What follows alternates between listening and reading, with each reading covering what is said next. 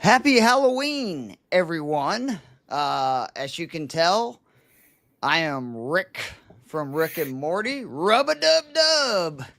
Uh, joined, as always, by my boy Joe Matz. I hope my plays are going to be fire this week because, Rick is the smartest person in the world or the universe. universe. That's right. Yeah, Yeah, world is. He'd be angry at me for saying world. He would go, "How dare you, Joe Matz?" And then he'd probably do something really messed up to you. Something terrible. Real quickly before we get into I can't believe it's week 9, but week 9 DraftKings cash game plays for the main slate. Let's have a little, pity party. Everything is awful for our franchises. Can we just say that? I mean, I will say the one nice thing as a Giants fan this year, and I'll probably jinx it and something terrible will happen to Jackson Dart now.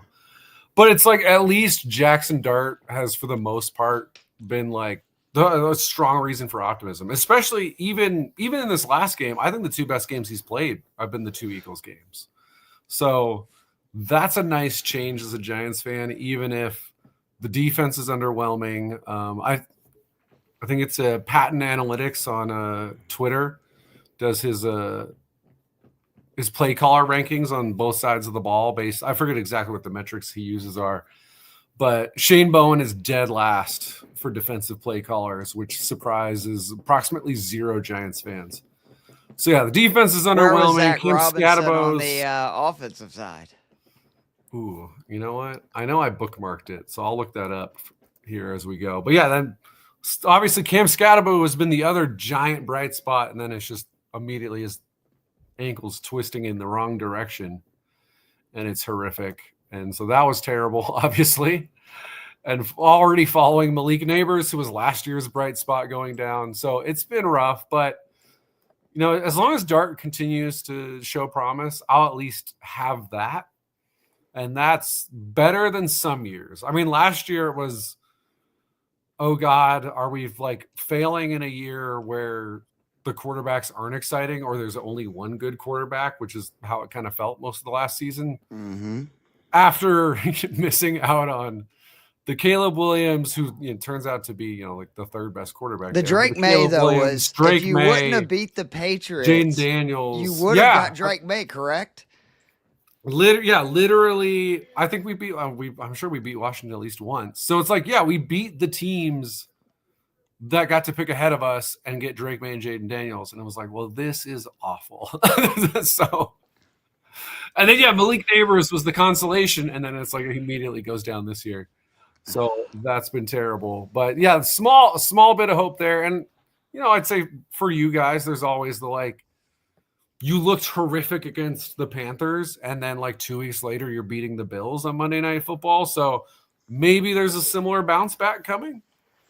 I'm not counting on it. I hope so. But because they have to win one of these next 2 very difficult games at New England and playing the Colts in Germany, or I think their season is over. Because yes, the schedule gets a lot easier down the stretch, but it's looking more and more likely 10 wins probably gets you in on the NFC side. And don't forget, we've already lost games to the Niners, and if the Panthers keep hanging around, it's just seriously the most embarrassing loss of my adult life for the Falcons. They've had worse losses, but that's bad.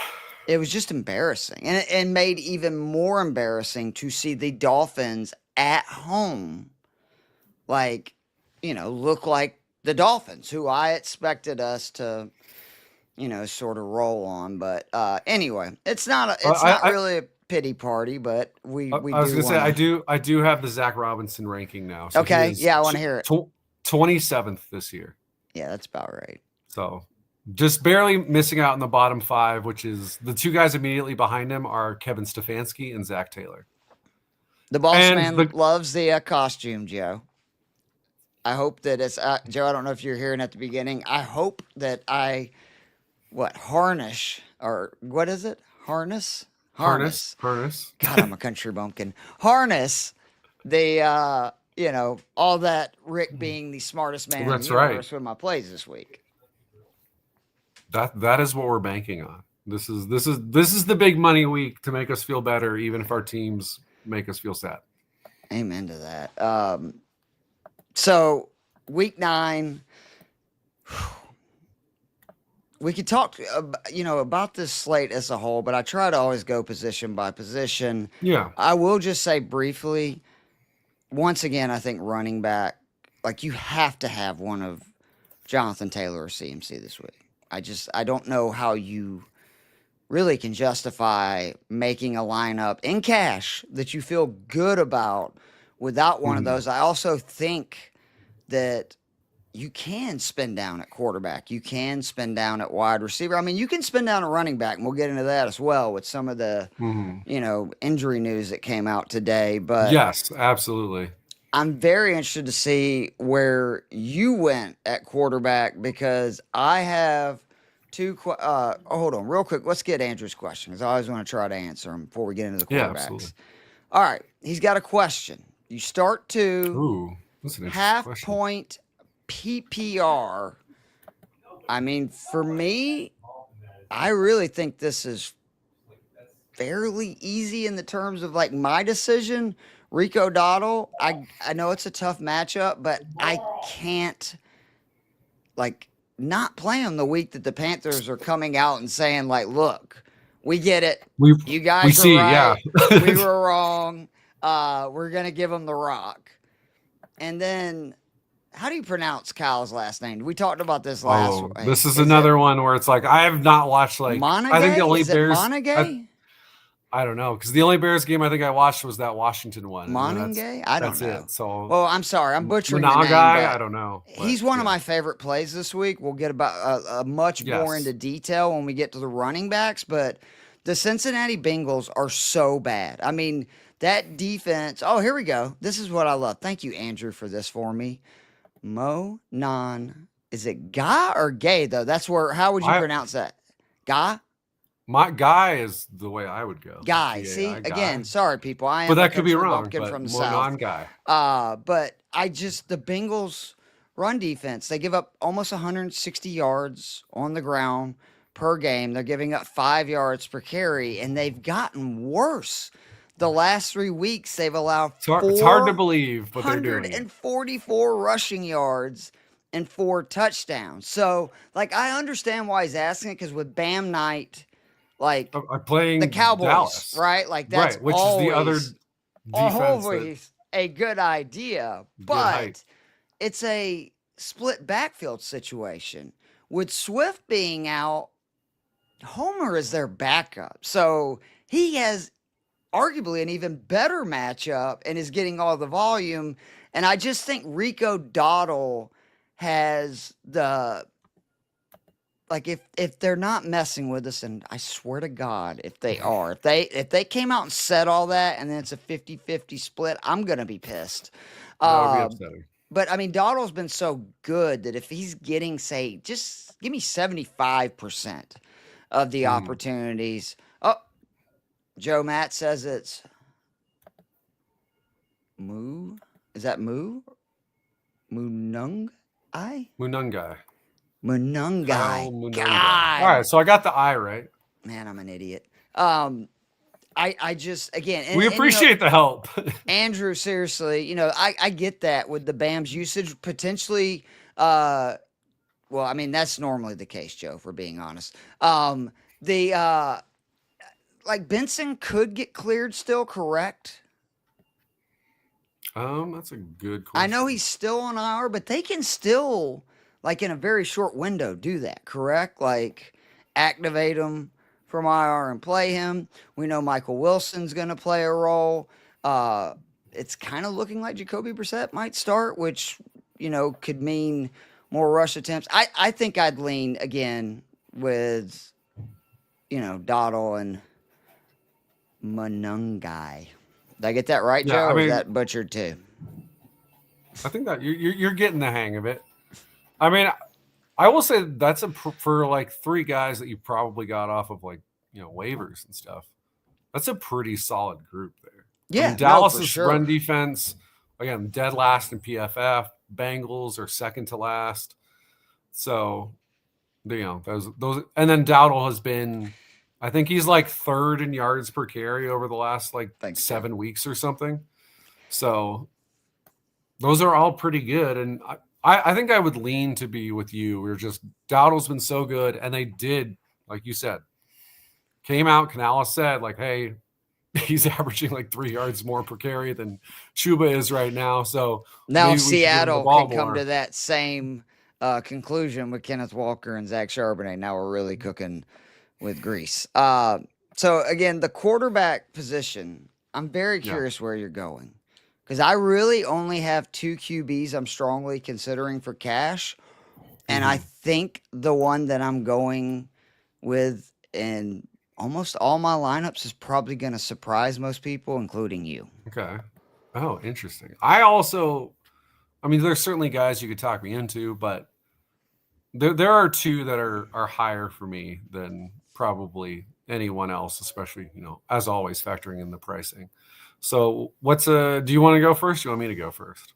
I want to hear what you have because I really struggled with this, and then I came to a conclusion that, like I said, I'm all in on a guy that's really low priced. All right. Well, my more mid-priced guy is Daniel Jones. Okay, we against agree the on that. Steelers. That's awesome. Let me hear why you think that. I mean, it's not too complicated. It's he has put up 20 plus points, 3 straight weeks, and 5 of 8. I mean, this offense is absolutely 22 points or more, Joe, and 5 of 8. Yeah, that's true. If we're going even more specific, let's give him all the points. So 22, and even in that Raiders game, the last one he went under. He threw 2 touchdowns, 200 yards, only threw 29 passes in a game that they won 40-6. So it's not like he could have done more if the Raiders would have scored any points. And I think Jonathan Taylor just scored again in that game, if I remember correctly. This offense is absolutely humming. No surprise if you have anyone on that team on your fantasy team. Most points per possession this century. They're up there with the 07 Patriots and stuff where you're looking. And anytime you're in the 07 Patriots, that's a good statistically in that arena, it's like you're playing all time. That's what they're doing right now. This is a well-oiled machine, and they get a Steelers defense that has not been remotely a well-oiled machine. I know at the Ringer Fantasy podcast, Craig Holbrook, I don't know how to say his last name. Craig Holbrook. He's a Steelers fan, and he said, we're basically the anti-Belichick Patriots, where instead of taking away the thing you're best at, we make it better. Which I guess in fairness, you'd probably say that's Jonathan Taylor. Which again, like you said, I think you want one of those top backs again. But I mean, this is a team where back-to-back weeks, Joe Flacco Bengals, Jordan Love, 3 touchdowns, 340 yards, both of those games. They've given up multiple passing touchdowns 5 times, 300 yards, 3 of their last 4. And again, Jordan Love on a heater, that happens. That'll happen to good defenses. Joe Flacco, first full week as the starter, that's not a great sign. And even worse, the Vikings in week 4. The Vikings offense has been trash. They gave up 350 yards, 2 touchdowns there.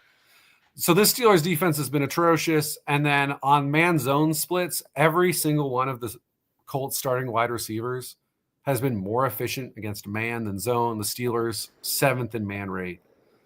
Everything in this game just, unless TJ Watt just goes on an absolute heater and gives Daniel Jones some Giants flashbacks, which this has been an awesome offensive line and they have elite play calling. So I think they'll factor in ways to work around TJ Watt. Daniel Jones is in a prime position for another 2 touchdown, 250-yard game. And hey, if Aaron Rodgers plays well and this can turn into a shootout, which I don't know that it will, I think, this probably ends with the Colts winning by double digits as most of their games have gone this year.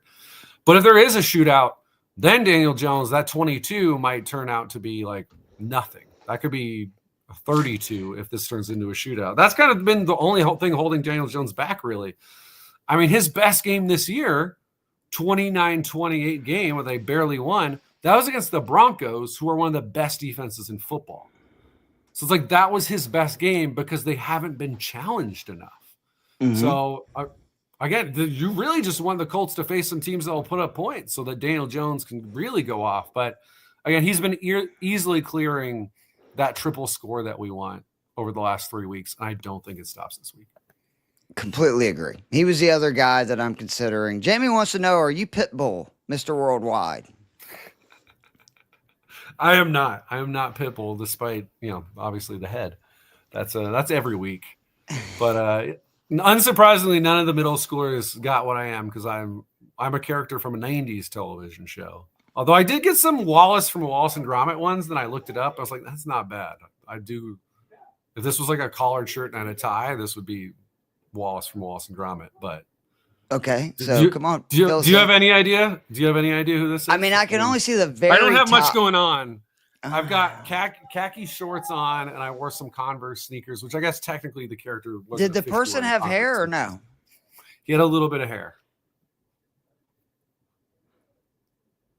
It was not a very full head of hair, and he did not have a beard, which I'm not. The only way I shave this beard is if the Penguins are in the playoffs. So,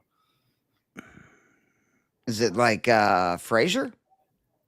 No, animated show, animated 90s show. Oh, animated. Yeah. I'm curious. I'm curious age-wise whether you were like right at the right age for this, or if you were like a tad too old. All right, let me know. And thanks for calling me old. Wait a minute. Are you Magnet Man? I don't even know who that is. I don't either. I must be really old. I'm gonna look up Magnet Man. I am. Who are you? Doug Funny from the show Doug on Nickelodeon. Oh, I do remember Doug. Yeah, to be fair, I wore this exact same outfit like 4 years ago when it was a couple's costume, and it makes more sense if I'm next to Patty Mayonnaise. But I love it. Yeah, so Doug from Doug, which unsurprisingly, the kids could only get through Google, which I enjoy. Last year, I was Todd Chavez from BoJack Horseman, which, of course, middle schoolers did not get that either. Which I enjoy making them confused. They're just like, "What is Mr. Matz doing?" I'm like, "I'm living my life." Oh, yeah, for you guys. Hey, I'm not going to be Walter White. Why don't you just 6'7" around, you little punks? So again, I completely co-sign the Daniel Jones. And who? Right, I know you asked a question in the comments. We'll get to that when we transition to running backs. But maybe I'm taking crazy pills. But Jackson Dart 5,200. Nah, same page. What are we doing? Like, what are we doing? So I don't get it either.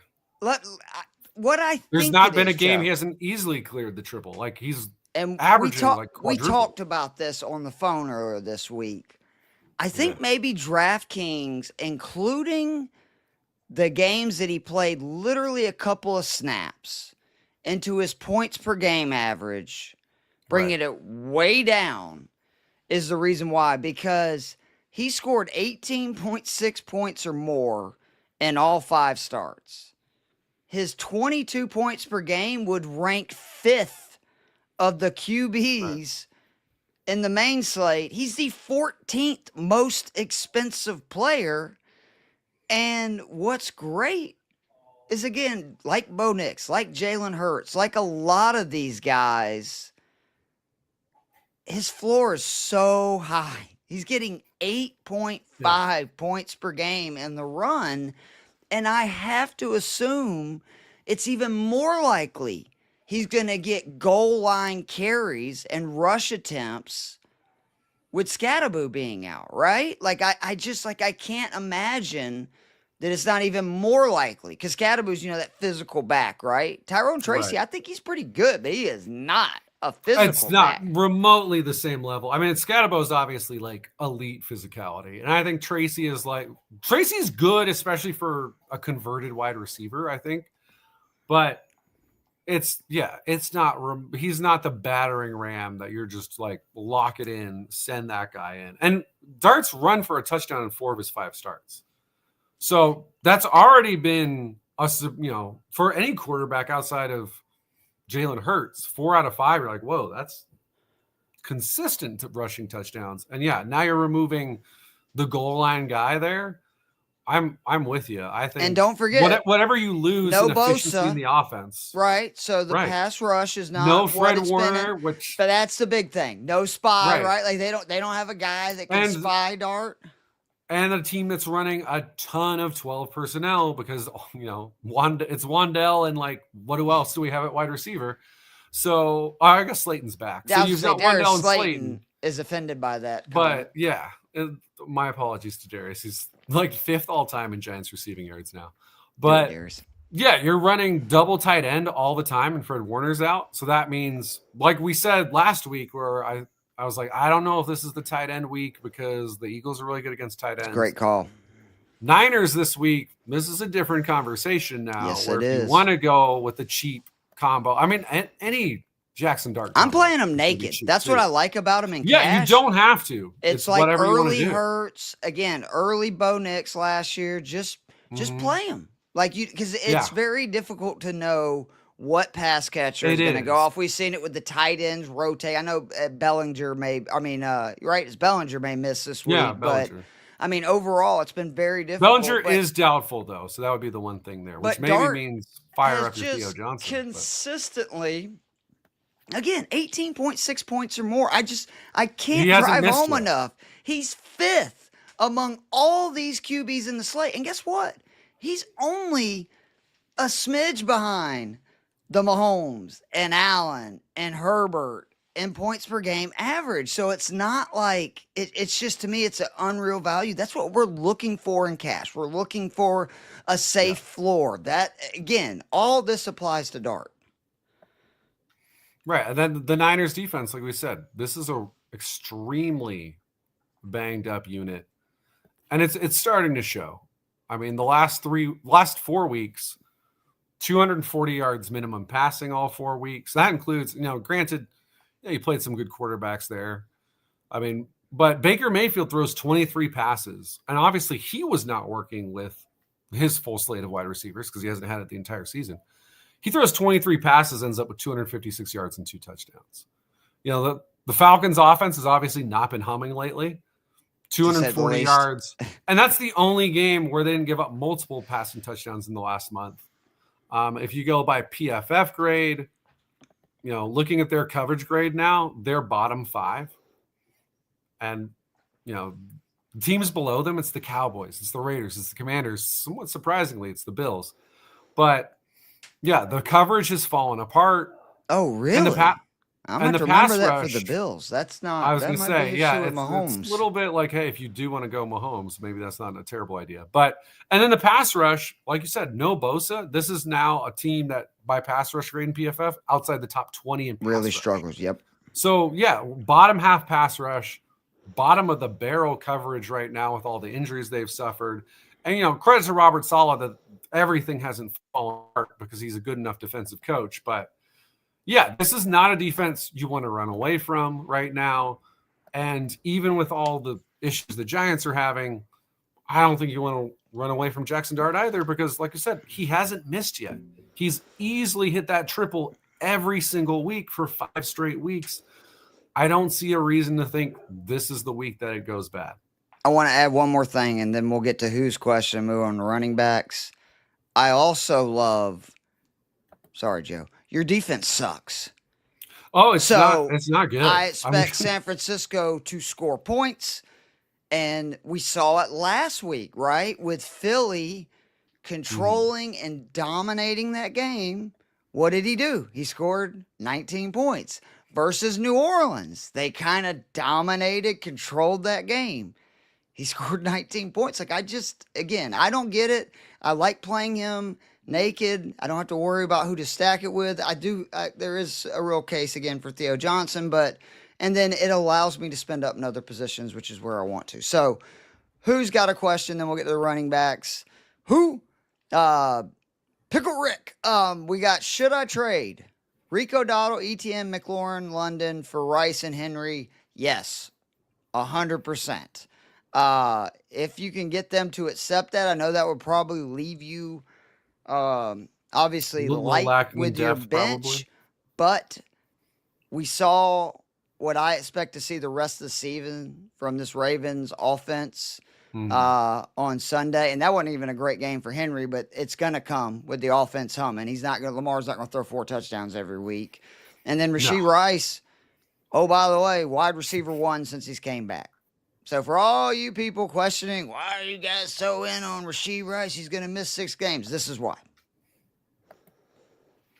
No, yeah, I agree with you. I mean, those are two guys that, I mean, you won't be surprised at all if the rest of the season, those are two of the top 5 guys at both those positions. Like you said, Rashee has been playing like the number one. We've seen Henry, last year, outside of if Saquon Barkley hadn't had a historic season, everyone would have been talking even more about how good Derrick Henry was. And yeah, as long as Lamar's back, that's going to be an elite offense. Teams aren't able to key on Derrick Henry when Lamar's back there.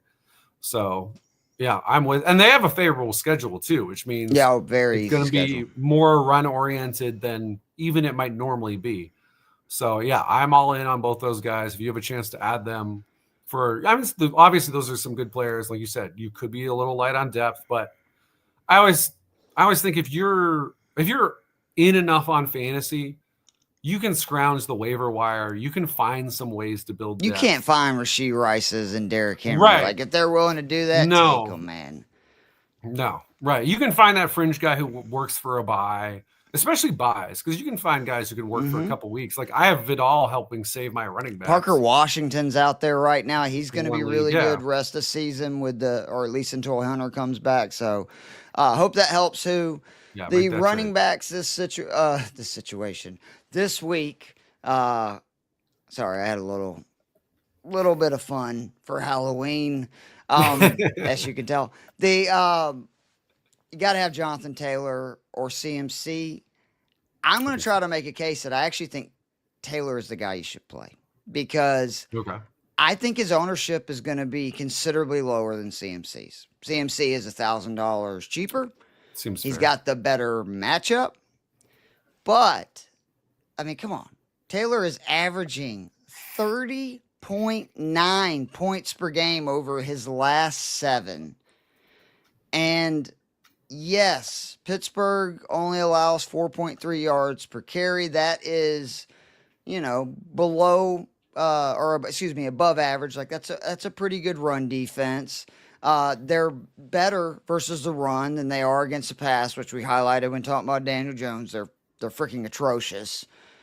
But, and I do want to say but, Chase Brown, Breece Hall, and Kenneth Walker combined for 320 yards at 7.4 yards per carry versus this defense. I think it's more of a situation where teams are throwing a ton because that's the path of least resistance.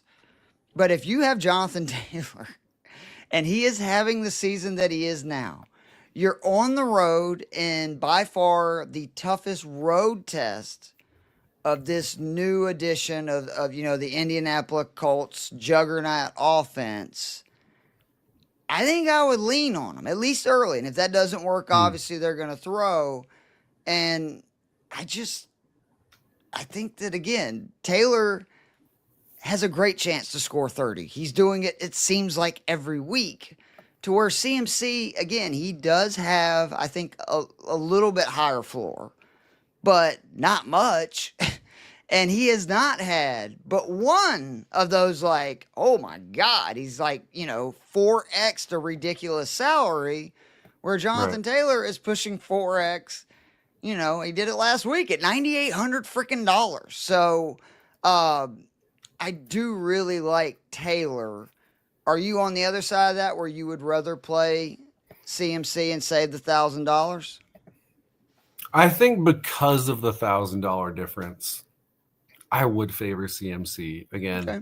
I mean, I will say, when you look at some of the advanced numbers, it does back up your case that this is not at all a matchup people should be wary of for Jonathan Taylor. Like adjusted line yards for FTN, which tries to, get down to just how much. What's the battle at the line of opportunity? Yeah, like what's going on at the line of scrimmage. The Giants are only 2 spots worse than the Steelers defensively. There's not a huge difference there. And obviously, San Francisco's offensive line's been pretty mediocre this season. The Colts, I think, are 3rd or 4th in adjusted line yards offensively. this has been an awesome. They've been incredible.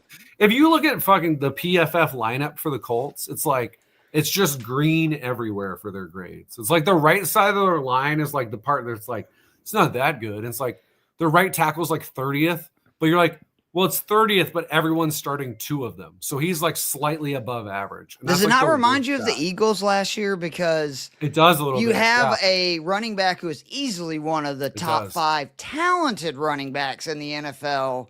And now you put him behind this just monster offensive line. His quarterback's playing, well, which Jalen Hurts did a lot of the parts, last year. And it's just, it's like shooting fish in a barrel for a back like Saquon Barkley or Jonathan Taylor if you're just going to have these gaping holes. Yeah. That's actually, I hadn't really thought about it, but that is a good comparison where, I mean, the only difference is instead of just having 2 elite wide receivers, it's just like, elite wide receiver and elite tight end. Perfectly slot in everywhere. And then, where Warren's actually an upgrade on like a Dallas Goedert, who's still, a top 10 tight end.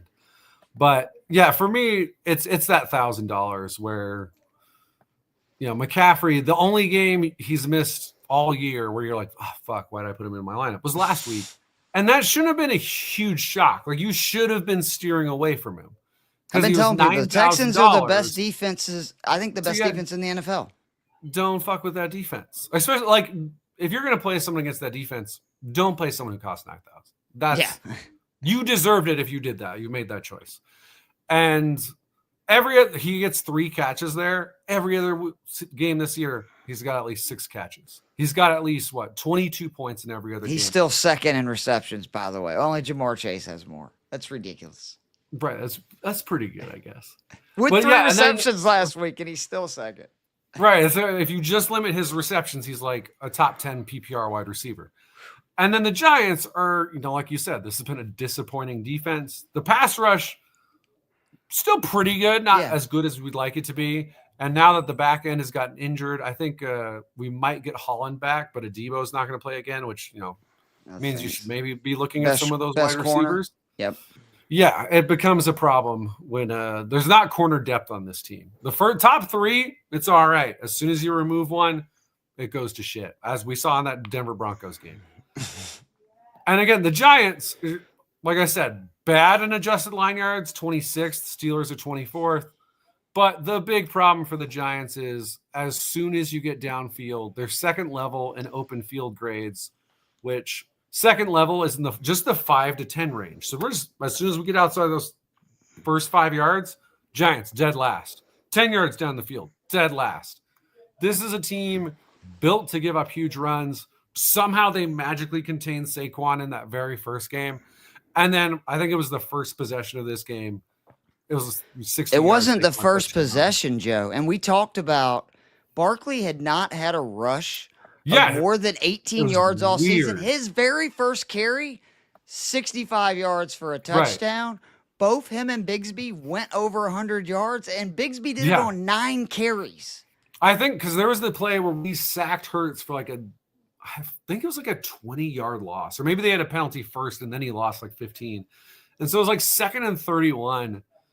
And I'm pretty sure it was Bigsby, not Saquon, who then ran for 34 yards on the next play. And I was like, well, that's how this game's going to go. So, even if they weren't trying to, make it illegal for Jalen Hurts to fumble, we weren't going to win that game because we couldn't stop the run to save our lives. So why would that obviously offensive line downgrades, but it's Christian McCaffrey. I'll be surprised if he doesn't have at least one really big run. He's going to get at least those 5 or 6 receptions. I just, because of the $1,000 difference, that's going to be enough where I'm more likely to have McCaffrey in my lineups than Taylor. But if it was closer to equal, I think I would be with you on preferring Taylor overall. No, I think that's very fair. And CMC, like I said, it's not all Taylor. I do like, especially I think in the bigger single entry contests, playing him. And I'll be interested to see come like Sunday morning, what are the ownership? Because I think that extra 1,000, again, just the number, we know that does make a difference. next to his matchup compared to the Niners. Depending on how much of a split it is, I'll probably make a key. I've only got 2 other backs. How many do you have? Yeah, I mean, there's a lot of backs I like, but for cash, there's 2 guys now you could that I'm talk me playing. into. Right. And actually, I could even get tempted with the Patriots because of Stevenson being out. No, don't do that, Joe. That feels like it. tricking yourself into Don't sadness. do it. I know Bill Belichick's gone, but I'll never trust a Patriots running back in this kind of situation. I mean, we've already talked about one guy who I'm sure we'll talk about again is I just think is the must That's start the one. of Oh, yeah. all running backs. Well, go ahead. Let's go over that real quick. Because, just skip down to him. Yeah. Yeah, our Manon guy, our dude. 4,600. This is a gift from the fantasy DFS gods. I know he's going to be high on Bengals, allow the most points per game in the NFL, but particularly struggle against the run. The Bears are without Luther Burden. Their other receivers are banged up. And again, Cincinnati, 150 yards per game on the ground, 5 yards per carry, 10 rushing touchdowns. And I just can't say this enough. The last 3 weeks, and again, remember how Joe Flacco in this offense, it's been actually doing even better, and yet they've still allowed 441 rushing yards and 4 touchdowns. It's hard to believe. And Mononga's actually showed he can be pretty good, and then on top of that, Travis Homer is his backup, so I expect him to get a lion's share of the carries. To me, this is just, again, this is one, it was Flacco at 4K, right? A couple of weeks ago. It's just one of those deals where could it end up blowing up in my face? Maybe. I don't really think it will. At this price point, though, it's hard to even feel like it would be truly blowing up. That's what I'm saying. Yeah. I agree. No, because, obviously limited touches so far, but, Player Profiler has him as 7th in juke rate, so that's evading tackles. So the fact that we're getting that, and then we're, like you said, we're getting that Bengals defense. I mean, how happy is anyone happier than Lou Anarumo to just be the defensive coordinator for the Colts this year, where he's like, I always play with a lead. I have more than one talented player on defense. This is amazing. And then Al Golden, it's any regrets leaving Notre Dame as a defensive coordinator to come? You're oh, I'm in the pros now, but whoo, man, are you? It is not fun. Yeah, right. Your team doesn't look like a professional team. And then the one guy who's awesome on your team, they're like, we don't really want to keep him. We want him gone. You're like, well, this could suck even worse next year if I'm still around. Yeah, again, second to last Bengals defense in run defense grade to the Dallas Cowboys. But then they're 6th worst in tackle grade as well, where the Cowboys are actually okay. That's not good with a guy that's evading tackles. Right. Yards per carry given up to running backs. Again, the Giants 6.1 because they're just giving up they're just getting gashed for huge gains all the time. The Bengals yards per carry 5.26. That's tied with the Bills for second to last. But if you go again, adjusted line yards, that's just trying to do that line of scrimmage, they're at 5.39. The next worst is your Falcons at 4.84. So there is over a half-yard difference on adjusted line yards between them and the next team. So I always love doing that difference, though. So that would be the difference between the Chargers, who are 11th, and the Falcons, who are 31st. Wow. That is the gap there. So, yeah, and especially if Flacco does not play here. Or if he plays oh my God. with a bad throwing shoulder. That's true. We're talking about a 40. It's going to limit him anyway. Yeah. And that just, to your point, leads into more of, right, a heavy run script. Because the Bears, more money, hard to believe, they're in playoff contention, but they've got to win games like this. This game for sure. You can't drop this one. You and the Bengals, Falcons losing it's to the Dolphins. Same. Where the Bengals, the blew in the Jets, if you lose this game, that's it. It's over. Whatever dream you have of Joe Burrow coming back and a magical run, it dies here if you don't win this game. So, but yeah, Monungai at 4,600. I mean, Swift would have been a guy Oh, he where was like he was already in my cash sheet right, and my main slate preview, and then I got the message that hey, he's out. And at first I was like, damn it, I got to do more work. And right, I went, and then no, you wait a minute, remember, no, it doesn't awesome pivot. change. Right, like uh, it went from a guy who would be in a lot of my lineups to a guy who will be in every single I one of my completely lineups. agree. So is the other guy for you? Because for me, it's Kamani Vidal. It is. I, Again, I you I can't argue like with this these matchup. weeks You can't argue when with this matchup. we are so copacetic. We had the same two QBs, and I believe we've It's had the true. same four running We're on the backs. same page so far. I Yeah. can't wait to see what we got for receivers. Mm-hmm. I mean, again, 22 points or more, 2 or 3. Titans defense, 7th most rushing yards per game, 4.9 yards per carry. And then my favorite part, 14 rushing touchdowns. We're 8 weeks into the season. Yikes. Yeah. There's just, I mean, this Tennessee team, they had their little like voodoo magic game where they beat the Cardinals because the Cardinals just found incredible ways to lose a game where you're dropping the ball at the goal line, you're They were intercepting it, and up then fumbling so for no reason. like that's the only thing preventing me from feeling like the Dolphins and Panthers was the most shocking wins of the season. Because if you look at the Titans offense and their defense, and you're telling me they overcame an 18-point fourth quarter deficit, what? It's insane.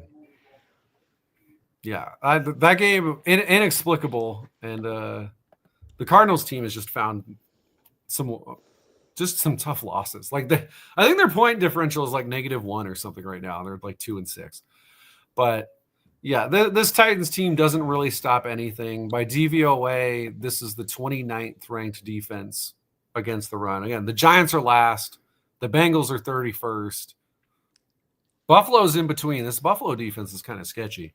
But that was gonna be my pivot. That's what I was gonna say. Until the Monangai situation, I was gonna either talk myself into Kareem Hunt or Bashard Smith, and I was leaning Kareem Hunt because Pacheco out. I still don't hate those plays, but I just think Monangai is such a better there's opportunity option. there. But yeah, I'm with you. Where I mean, the Kansas City guys are just so uninspiring. Like it could work because the Bills can't stop the run, but it's just like all right, it's gonna work 8 yards at a time, 5 yards at a time. It's like that can work out, especially if they get touchdowns. But it's nice to have guys where you're like, oh, this could turn into a 40-yard play. Yep. And that could absolutely happen with Vidal. Plus, yeah, I mean, it's what how many points did the Titans score in this game? I know that the Chargers are always snake bitten in injuries across the team, but it's like they score 13, and so Jim you're up Harbaugh versus Cam 2 Ward, scores the whole second half. He's done, and you can't really run the ball. Yeah. I think that he'll probably have a pretty good scheme.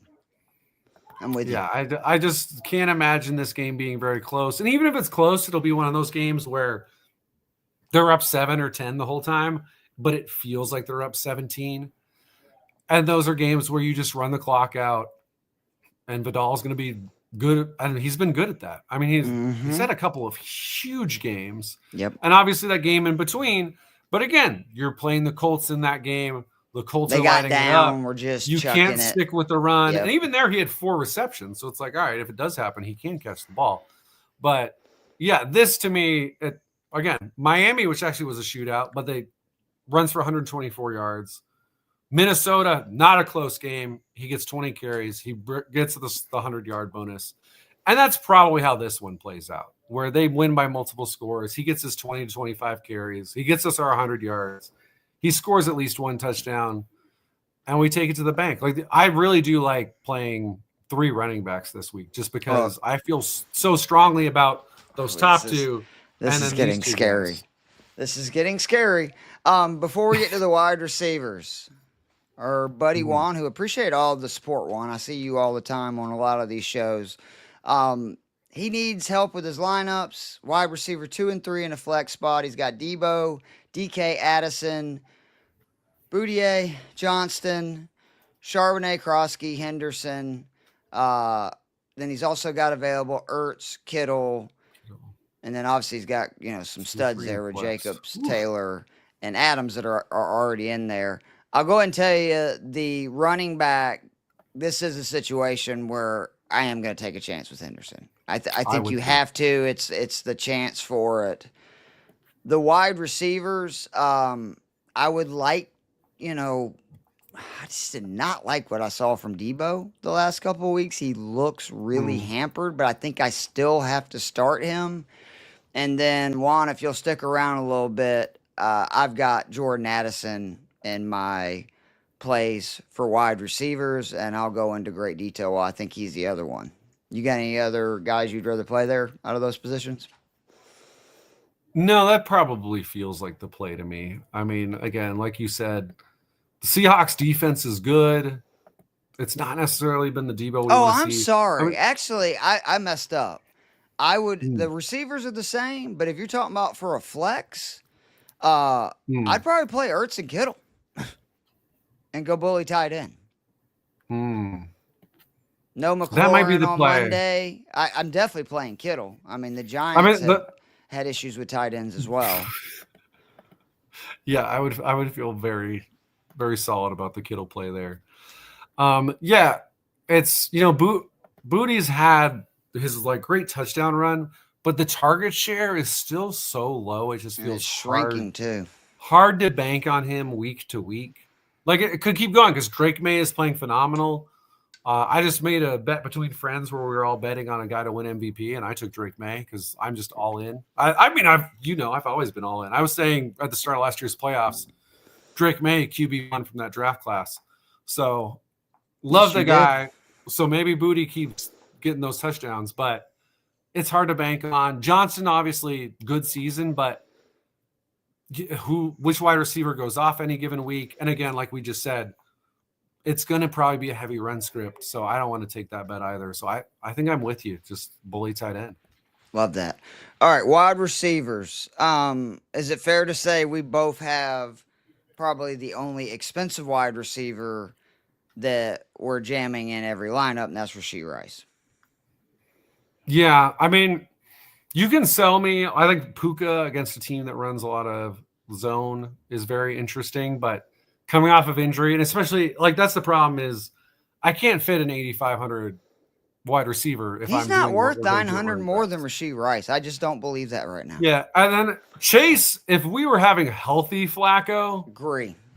that would be an interesting one. I'd be 54 able to, targets his last 3 games. He's had over 40 just the last 2 weeks. right. And then we're talking about a Bears defense that as soon as they lost Jalen Johnson, this became a defense you wanted to be facing. But yeah, at that price point, when I know I'm going to be spending heavily at one of those top two running backs, I gotta just X those guys out because I don't think. And again, if I wanted to kick Vidal out and then Monungai kind of offsets, then maybe I can go with one of those top guys.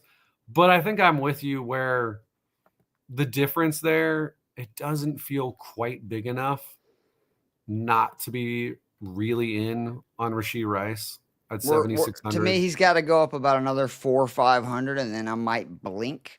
But no surprise, 2 games, he's already wide receiver one. You know what I'm saying? For that 2 game period, he's been the best Yeah. wide receiver. And again, Jamar Chase has had over 40 targets, and Rashee Rice on 19 has scored more points. I mean, Mahomes obviously has a big deal with that. But since he returned, 26% target share, 2.93 yards per route run. To me, most importantly, 31.4% of Mahomes' first read targets. That's good. Remember, this is a team Yeah, still I'll take leading that. pass over expectation. And I got to share this. This is from the Stats You Need to Know show with Casey. Mahomes' numbers targeting Rice since Rice entered the league. He has a 127 passer rating, completing 79.5% of his passes, 9.2 yards per attempt, 11 touchdowns to just 1 pick, 0.41 EPA per drop back. They know that when they get him the ball, that's their best option.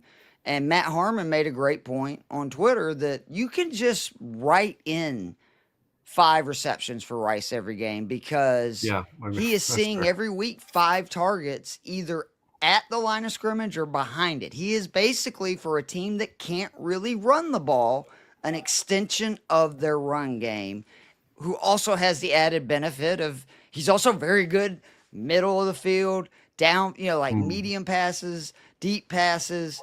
I just like, to me, again, it's a slam dunk. I know it's not the greatest matchup, and if the Chiefs had more of a true run game, I would be concerned. They're just going to run it on them. The Chiefs, I just don't think they can do that with the guys that they have. Yeah. I mean, Buffalo, according to FTN's charting, against number 1 wide receivers this year, 25th in yardage allowed, 28th in targets allowed to number 1 wide receivers. I like that. Like I mentioned earlier, PFF coverage grade, only 3 teams are grading worse than Buffalo so far this year. So that doesn't feel good. And then FTN also, they have their own like wide receiver advantage thing. The only guy who's grading way ahead, because there's a bunch of guys who are grading well. It's Amon-Ra, which obviously, if you want to go with Amon-Ra against Minnesota, I'm fine with that play. But you got him. I just clicked too many tabs. Yeah, it's Amon-Ra, DK, Devontae, Jamar Chase, Rashee Rice, all bunched together. The one guy who's just skyrocketing, unsurprisingly, is JSN, but he's in that Sunday night game because, yeah, if you're doing any, if you're like just doing your slate, Sunday night one or full slate, yeah, or if you're doing full slate, then I don't know the pricing because I haven't looked at the full. I never do those. I used to, and then I realized, I feel like I the told more you. variables I was add, trying the to tell complicated you, it gets. it's like the small. Like I think we're pretty good at this, and we obviously have a lot of research. The shrink the field's going to help us, right? Because I mean, again, Washington. Yeah, we want to talk about a team that's struggles in coverage, real bad. Right below the Buffalo Bills in PFF grade. So, yeah, they're awful. The one that's interesting is the Raiders with Brian Thomas against the Raiders. That's the one where I'm like, it's not Brian Thomas. Could I talk? Oh, you're going to go even cheaper? You're damn right I am. I like that play because, again, the Raiders, again, just looking at those PFF stats, we're like, well, who's worse than the teams that we're talking about now? It's the Cowboys. No surprise, we all know. But barely by a hair ahead of them for 31st is those Las Vegas Raiders. And, yeah, with Travis Hunter out, it becomes a very interesting situation in Jacksonville. Does that all feed to Thomas? And does he come to play? Or, as you're obviously going to get to, does it switch somewhere else a lot cheaper? And somebody who, for a guy that is completing 32% of his deep passes, is not running a bunch of routes down the field. That's a good point. And actually, now that I'm going a little deeper here, Las Vegas, according to FTN charting, giving up more yardage to number 2 wide receivers than number 1 wide receivers. And I mean, that could be De'Ami Brown, but I don't think it will be. I just don't. We had our moment, De'Ami, and it was beautiful, and I loved it. But Jaden Daniels could throw. I don't know if it's coming field, again, right? You're talking about from the Tennessee back in the day, but I'm saying like last year he was really good, but it was because Jaden Daniels was elite throwing the ball down the field. And then I will say, when we get mid-tier guys, you can talk me into every single Colts player. But Pittman's the hard part, right? I think Pittman would be the one that, if you're going to bank on a guy, obviously he's more expensive, but he's 5 of the last 6 weeks he's come through for you. Getting, I guess one of those weeks he came just short of that triple, or 2 of them by like 0.2. But the last 2 weeks he's been going off. Like I said earlier, every single one of these Colts wide receivers has been more efficient against man than they have against zone. Steelers, according to PFF, 7th in man rate this season. So yeah, they're a fire it up team. And actually, yeah, number 1 wide receivers, dead last yardage allowed to number 1 wide receivers. So Michael Pittman, great play. And then if you want to roll the dice a little bit on the Bengals passing offense, which against the Bears, I don't think I can still be talked into it. No. T. Higgins, so much better against man. Dennis No, Allen Joe. runs Do you his know what man. his target share is? Do you know what his target share is with Flacco? I know it's not. Well, it's maybe 16%. 16%. And he is somebody that runs down the field. Like if Flacco didn't have a hurt shoulder against this team. If Flacco didn't have a shoulder, what is like a joint deal or whatever, I would be 100% with you, but you're already the guy that he's not targeting a lot because Flacco's getting rid of the ball really quickly. It's, his ADOT's been a lot What if it's smaller. Browning, though? Can I talk you into it if it's Browning? Yes, because Browning, I know he's a bad quarterback, but that would probably mean they're more down, and he actually can throw the ball down the field. Well, and again, the other thing, too, is because obviously you're right. The target share has not been great. And again, basically every team is running more zone than man. So the fact that Higgins' target rate skyrockets versus man still means the zone target rate is the predominant rate. So here's the splits. Jamar zone 33% against man 32%. It doesn't change. Jamar's the man. It's like throw the ball. Obviously, Flacco understands knows, the assignment. Jamar, no matter what, you'll probably end up well for you. T this year, 13% target share against zone, 29% against man. So it becomes a 1A, 1B situation against man this season. I need to look up Flacco's played less. How much zone did? Because if they were heavy zone, that would, you know what I'm saying, to your point, right, make up for a lot of the reason of why the share has been the way it is. Again, Dennis Allen is a man cover defensive coordinator. The Bears. Oh, no, wait a minute. The Bengals, I'm sorry, they just played a top 10 man defense in the Jets. That's true, but if I'm remembering right, which I'll double check. Well, again, the Steelers, though, who I'm also talking about, because the Colts are good against man, they're 7th against man. And that was the game that T went off on. That's where he had the 10 targets. He had the 96 yards. He got us a touchdown. So, to your point, there is risk there because we've seen it the last 2 weeks. Now, granted, he still had the 44-yard touchdown on his one catch. So he still came through reasonably. He didn't give you the like freezing cold, little snowflake next to his name last week. But there is some risk there. I think, it probably makes more sense unless you have to save. No, actually, he's the same price as Pittman. So fuck what I said. Just put Pittman in. Can I make the case? Like I like T, but I think you're right. Pittman's got to be the play because they're the same price. So if you want to throw both in because you don't follow our spend up at running back, you want to just hit wide receiver hard, I think T's an interesting play, or maybe he's a flex type deal. But yeah, you're right. It's not worth the risk when Michael Pittman's right there on a heater facing the Steelers defense that's been absolute trash. So is Jordan Addison, and I want to make a quick case for him because he continues to be, in my opinion, one of the handful of guys that's the best value on DraftKings. Like, he's right up there with Jackson Dart. I don't understand why his salary's not going up more. He scored double-digit points in every game he's played this season. His last 17 games, by the way, 85 receptions, 1,250 yards, 14 touchdowns. But what I like the most, because, again, we're looking for value, right? Yeah. He's averaging the 4th most points per game of any wide receiver in the slate. He's the 17th most expensive wide receiver. And don't forget, one of the games he played one half. And I think he is just like another level. Don't forget, I know McCarthy looked really bad. McCarthy did not have Addison and Jefferson for any of the 2 starts he made. And I think that is a huge difference to this offense, right? Because defenses can't just take away Jefferson. And we're seeing it over and over again. And I expect Detroit to do it as well. Part of the reason why Addison is so effective is because, obviously, what's your number one priority? You got to stop Justin Jefferson. Right. Absolutely. So it's open up. You're in a dome.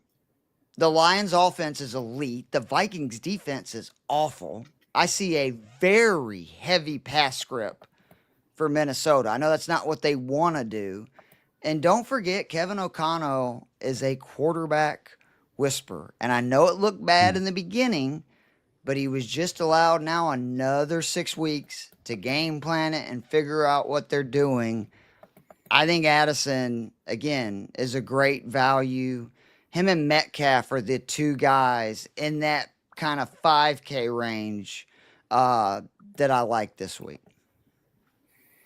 All right, so this is one that I will push back a little bit on, and the main thing here is, again, it's those man zone splits where Detroit heavy man defense. Now, again, like I said, they play man defense about a third of the time, so the majority of the time they're still playing zone, and Addison has been very good against zone, but his target rate against man has been 11%. And he drops down to just over a yard per route run. So those third of snaps where the Lions are playing man defense, and maybe they up it this week. You know, obviously the scary thing there is Justin Jefferson, although Jefferson's also this year been much better against zone. Now, I think that has more to do with QB play. I think most people would agree with that. But in this situation, now, obviously, maybe Detroit runs it up and it's just so pass heavy. And like you said, Addison's been really good lately that none of that matters. And that could absolutely happen. But again, a 5,900, I've got Pittman right there. I'm taking, so $100 more. I'm getting Pittman. I'm locking that in. I'm sorry, you're right. So Pittman obviously is the other guy too in the 5. So, my apologies. and then I would roll the dice on T because I think the matchup is so much better, especially like you said, if it's Browning, that might actually be a plus for him. So I think I would lean T over Jordan Addison, but over either of those guys, I'm easily taking Pittman. So probably I'm just throwing in Pittman into a ton of lineups, and I'm not really seeing either of those two. But you're right. That obviously we the last few disagreed on weeks, this, Joe. Because we needed one. We needed one to push back and this on. will give me something. Otherwise, we'd to be message doomed. you on Sunday if he goes bananas. Joe has class, so he won't say anything if Addison lays an egg, but I will absolutely say something to him if Addison ends up going nuclear. It's obviously so much better to be the person saying something when something good happens too. Where it feels shitty to be like, you lost money today, Keith. Yeah, that is fair. That is very fair. There's two guys under 4K that I really like this week. I think you have to play one of them. I do think Parker Washington is the better play, but I'm going to again remind people one of my best plays last week, and he was a lock. DK, 3,900, 16 points each of the last 2 weeks, 12 targets, caught 11 passes. Ridley is yet again looking like he's not going to play, which is a big reason for his volume. And most importantly, he lines up in the slot, which the Chargers have had issues with this year. And again, this is another deal where I expect the Titans to obviously be down, heavy throw script. I think he's worth consideration. I don't like him more than Washington, but I do like him. Yeah, that makes a lot of sense to me. I mean, obviously that has been a nice sneaky little play that's been really productive recently. A little bit higher up, Jawan Jennings at 4,300. And again, I'll also throw out that, my guy Josh Downs has come alive over the last few weeks. Yeah, he 4,300 this week? He's 4,400. 4,400. The steal. Again, you could throw in any Colt, and I'll feel pretty good this week. I think they're going to score 30 plus yet again, and there will be points to go around. And I think Steelers are going to score points too. Right. Again, if the Steelers do trade blows, at least for a while, which I expect them to. The Colts are really bad versus the pass, and Rodgers has looked way better than I ever expected. And again, it's worth mentioning because, again, obviously Pittman's kind of really gone off those last few weeks. The Downs has been doing the same thing. Back-to-back, 15 points or more, something like that? 11, 16, 13. And prior to that, the first 4 games of the year, he had one game in double digits. So it's like he's heating up. And actually, again, if you go off the PFF grades, I think he's like 6th in PFF grade. His And issue is Pittman's just like he never is 11th. on the field for 2 receiver and 1 Right. receiver That is sets. the downside, which is why if it turned into a shootout and we are seeing more Be good for 11 him. Yeah, or the personnel, Steelers get up early. Yeah. But going back to Jawan Jennings, now I really wish Ricky Pearsall. Well, I don't because I'm a Giants fan. I would like to see the team win some games, but Ricky Pearsall, again, it was only 22 snaps because he's been hurt and everything, but he was 0.71 fantasy points per route run and nearly 5 yards per route run against man so far this year. And of course, the Giants are running the man rate at the second highest in the NFL, and they're down their number one cornerback.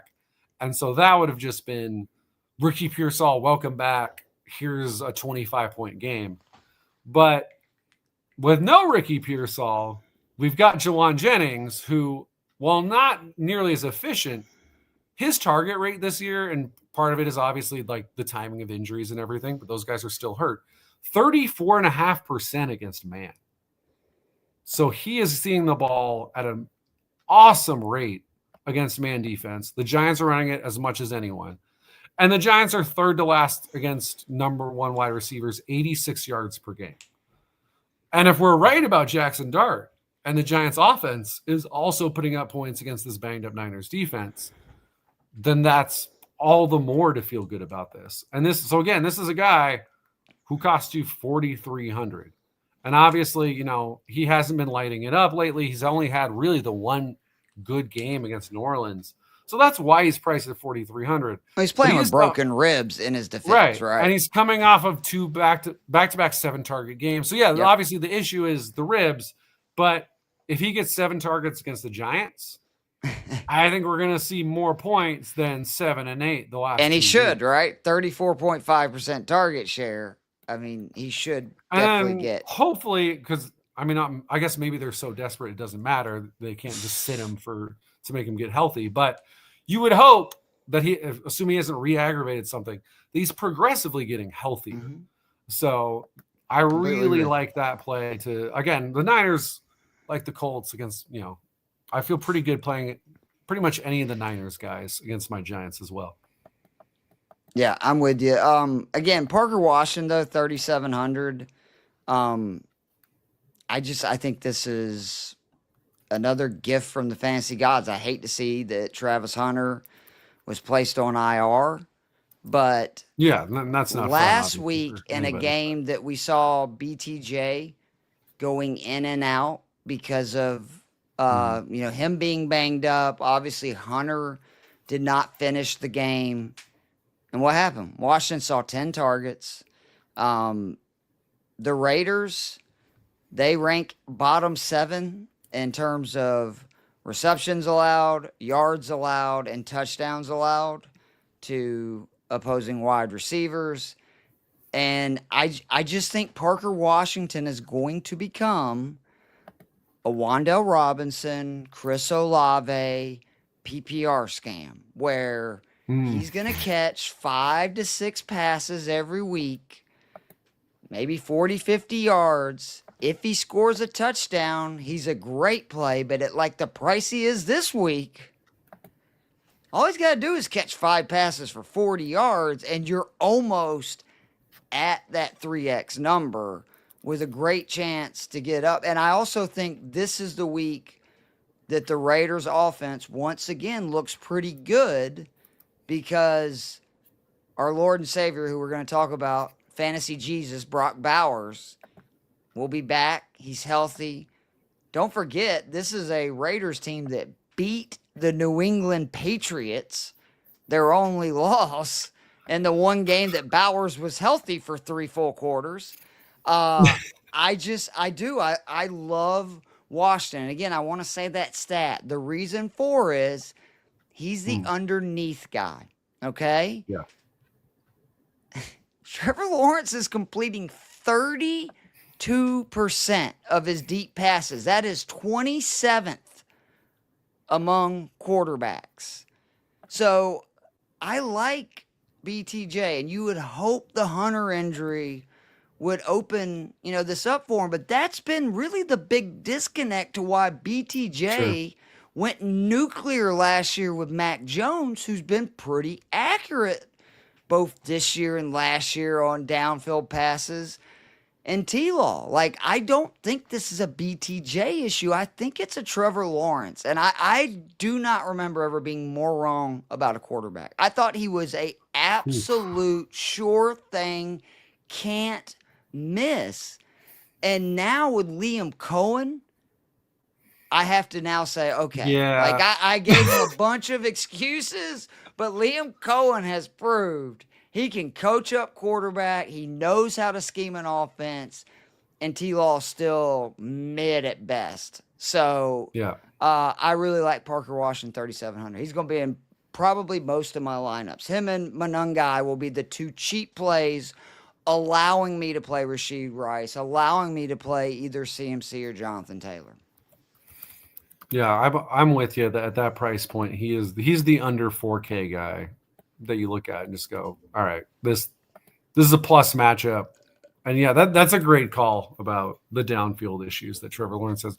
In fairness to you and me and everyone else who missed on Lawrence, everyone missed that draft class. My God, when you look back, because the hype around those quarterbacks, Justin Fields is probably the guy I feel like I missed on the most, because I thought he was 1B. And Trevor Lawrence has obviously been a disappointment, but Justin Joe, Fields, how about those first four picks in that draft? Unstartable sometimes. Lawrence, Zach Wilson, Trey Lance, Kyle Pitts. I just want to remind people who went in the next 8 picks. Penei Sewell, arguably the best left tackle in football. Patrick Surtain, arguably the best cornerback in football. Jamar Chase, arguably the best wide receiver in football. And Micah Parsons, arguably the best pass rusher in football. And I hate the Falcons, okay? Because at least the 3 teams at the top were getting a quarterback, right? We had our choice of any player on the board that's a non-quarterback, and we took a tight end, still the earliest of any franchise in forever. I'm talking about 40, 50 years. We're idiots. That's why we're the Falcons. Falcons get Falcons. It really was the sequel to the 2011 draft, which, as a reminder, we did have Cam Newton at the top, and it's all right, no one's feeling bad about MVP. that. It's hard to argue, yeah. But then, you look through the rest of those top 12 picks. It's Cam Newton, then it's Von Miller, so it's Hall of Famer. Hello, Marcel Darius, solid guy, went to a couple Pro Bowls. AJ Green, who was probably a couple of healthy years away from a Hall of Fame. Patrick Peterson, potential Hall of Famer. Julio Jones, Hall of Famer. Aldon Smith, guy who flamed out, but not really for football reasons. Then it's Jake Locker, and it's just oh no. Tyron Smith, future Hall of Famer. Blaine Gabbert, J.J. Watt, future Hall of Famer. Christian Ponder. It's basically, if you didn't take a quarterback, you fail. You got a Hall of Famer or multiple Pro Bowl player, and if you took any non-Cap Newton quarterback, it was an absolute fucking disaster. Amazing. And worth remembering, 2 guys who went in the second round at QB were Andy Dalton and Colin Kaepernick. So it's not only did you whiff in the Hall of Fame top 15 draft, 2 the guys second and third best starters, quarterbacks, got taken 20 picks later. So it really is the sequel to that. And a reminder that, and at least the 2020 draft guys, you could at least blame as COVID. It was the 2021 draft. Yeah, that's fair. That is a fair point. Yep. Would Zach Wilson have gone second in a non-weird? I know COVID Trey season? Lance wouldn't have gone third. Probably I can't believe that Trey Lance would have gone third. I don't think either of those is probably happening. So shit happens. If you didn't get a QB in that draft, congrats to your team, because you probably came out a lot better than those guys. All right, ready for tight end? Yeah, let me get Chris real quick. Do you have another one? Okay. So Detroit Beastie, our boy Chris Robin, he just had a lot going on. Is both work and some family stuff. I don't want to share his business, but he needed Life a happens. break. Yeah, he needed a break. we miss him. I love Chris. I text with him still pretty regularly. And I tell him all the time, if he ever just wants to hop on with us, we'd love to have him. But I appreciate you asked about him, Chris, and I definitely will let him know that, people are still asking about him because they love him. The tight ends this week. If you're not running the 3 backs this week, Yeah, double tight end. the bully tight end, and it's a rare week where you can spend up and it's affordable, okay? Whether it be Tucker Kraft and Tyler Warren, which both of those are good. very reasonable. Let me just real quick with Kraft, though. I think Green Bay figured it out because his 19 targets over his last 2 games account for 46% of his targets this season, okay? If he was a wide receiver, he would rank 8th in PPR formats. And he would be the 18th most expensive wide receiver this slate. So that's a can't lose. And then you know me, the other guy, though, that is in every lineup. Our, Lord and Savior, fantasy football Jesus, Brock Bowers is back. He's 5K. Again, he had 5 catches for 103 yards in 3 quarters in the opening game. He got hurt. Tried to play through the injury. They finally had to shut him down. He's been shut down for a month. By the way, in the 3 games that he played basically on one leg, he still had 19 targets and caught 14 passes. Everybody is saying, like both him and the coaching staff, he looks like the Bowers from last year. And I just want to remind people how bad the Jags are versus tight ends. In the last month, they've allowed opposing tight ends to catch 20 passes for 291 yards and 3 scores. Brock Bowers is about to say, look, Tyler Warren, Tucker Kraft, you guys are really good. And I hope you enjoyed, everybody saying you're the best tight end in football, but I'm the best tight end in football. Don't forget, Tucker Kraft has got Jordan Love. Tyler Warren has Daniel Jones. Brock Bowers destroyed the league last year with Aiden O'Connell and Desmond Ridder. And whatever you think of Geno, and I know he's been really bad, in his defense, the best Geno game we've seen this year was the one game that Brock Bowers played. Jacoby Myers' best game this season. The one game that Brock Bowers played, Bowers is the engine of this offense. I'm very excited to have him back. I think 5K will be the cheapest you see him rest of the year. So he's an automatic start for me. I mean, like you said, it's like if I didn't love those 3 backs, I would just be locked in on bully tight end. I agree. And even then, it's going to be a mix in my lineups. I'm going to have at least one bully tight end lineup. Right, because there's so many tight ends I like. Again, Kraft's facing Carolina, Warren the Steelers, Bowers the Jags. Those are all bottom 9 teams in yardage allowed to tight ends this year. Like you said, if this is healthy Bowers, then potentially the best tight end in football. That's what, at least fantasy-wise, that's what he looked like last year. And really, I mean, unless we're counting like George Kittle's blocking, if we're just going pure receiving, which is what matters to us in fantasy, Bowers is the best. Yep. And then Tyler Warren's been phenomenal. Steelers horrific against tight ends. 31st, I think, on DraftKings, right?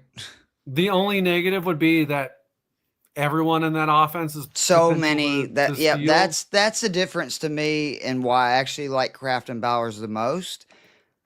Again, Kraft 19 targets. Seems like the Packers have realized, look, we're just gonna go to Kraft, run the ball, right, and then we'll sprinkle in everybody else. The Raiders, again, Bowers running around on one leg, and he's still... Oh, by the way, I'm sorry, I meant to mention this. Bowers missed 3 full games. He still ranks 3rd on the Raiders in targets and receptions. And he played 3 of those games on one leg. So if you're wondering about volume, he going to get volume. And then, I mean, go down, Kyle Pitts. Yep. Very reasonable price. Patriots are horrible against tight ends. Again, and they're very good against pretty much everything else. Right. And you don't really want to go try to bank on the Drake London comeback game where he's not going to be fully healthy if he plays. Haven't allowed a running back to rush for more than 50 yards this season. Right. So that's what this I'm saying. Is the spot. That's the spot to attack them. completely agree. Like you said, if the Steelers do end up trading hits back and forth, trying to keep up with the Colts, what are the Colts really bad at? Tight ends. Covering tight ends. So Jonnu Smith's down there at 3,400. So tight ends and number one wide receivers. Yeah. So that's an interesting one too. So there's a lot of, like we said, Theo Johnson. You're removing the tight end eraser in Fred Warner. Bellinger is doubtful. So Theo Johnson, as much as he frustrates me, he could be an interesting play. Again, the Bears tight ends, right? Like the Bengals are the worst defense I've ever seen versus tight ends ever. Awful. I think they've given up 10 touchdowns to tight ends in just the last 4 or 5 weeks. I didn't save it, but I know I read today about that Loveland's target share when Caleb Williams is not pressured skyrockets. Ooh. And Bengals are not doing anything on defense at all. So that's an interesting play. Obviously, that's Justin Fields. He took 9 sacks just 2 weeks ago. And then Theo Johnson, just to drive this home again, I said last week, I don't like him this week because the Eagles have been great against tight ends. Combined in the 2 Eagles games, 9.7 points. Minimum in the other 3 games Jackson Dart has started, 10.7. So he's been double digits every game that Dart has started, except for the 2 Eagles games where combined he didn't hit double digits. But it's been 11 against the Chargers, 21 against the Saints, 6. I'm rounding here, so it's 15 points. Right. 16 points against Denver. So, and I get a touchdown in every game that's not the Eagles. And you're removing Bellinger, who's actually taken a decent number of those targets in the non-Eagles games. So, and he's Dart, 25% of his pass attempts have gone to tight ends. And to your point, he's not now competing for those targets. And so if you did the combo there, Dart, Theo Johnson, that'll cost you 8,700. So maybe you could get CMC and JT in that lineup.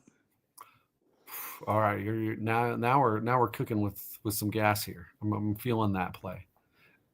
And the Niners again been really good against tight ends overall, but again, a decent amount of that was Fred Warner.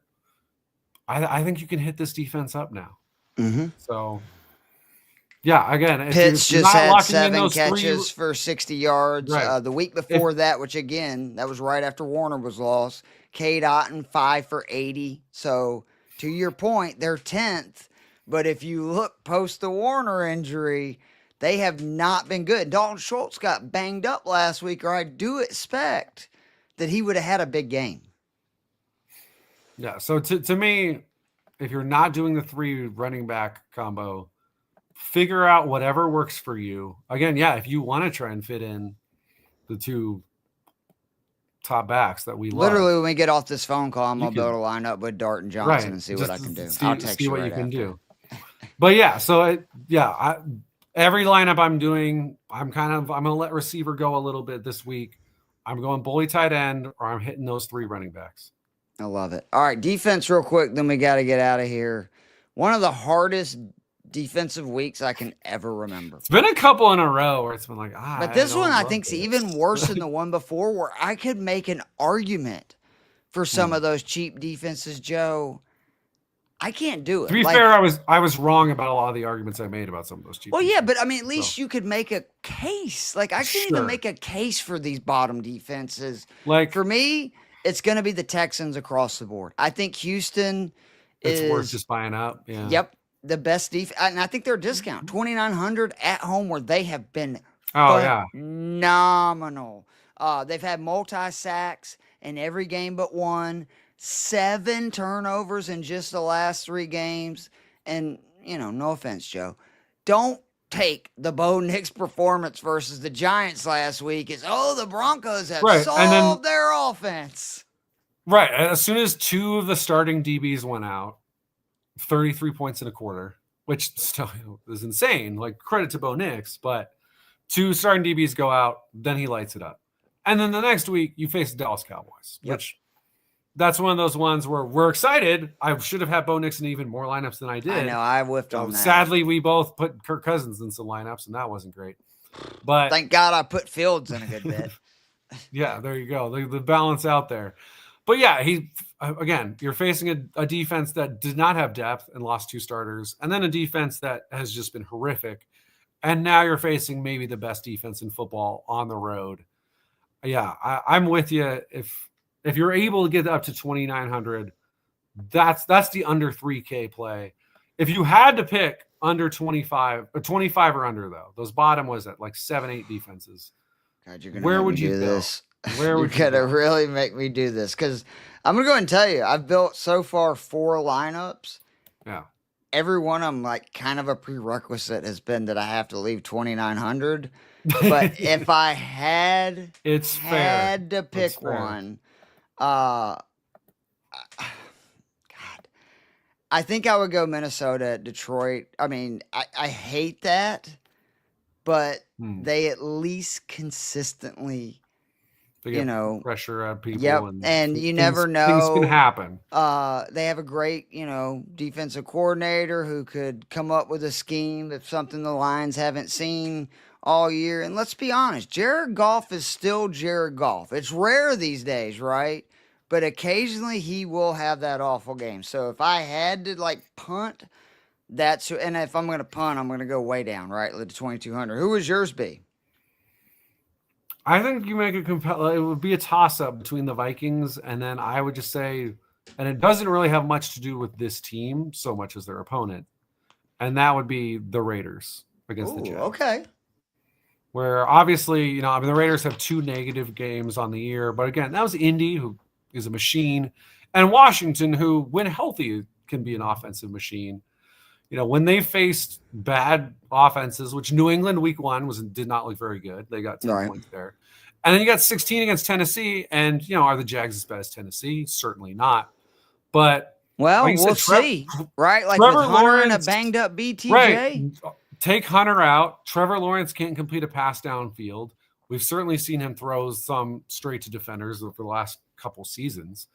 So, yeah, I think it's kind of the opposite ends there, where you hate to pick any defense against Detroit, but Minnesota is kind of a high variance defense because of the style of play.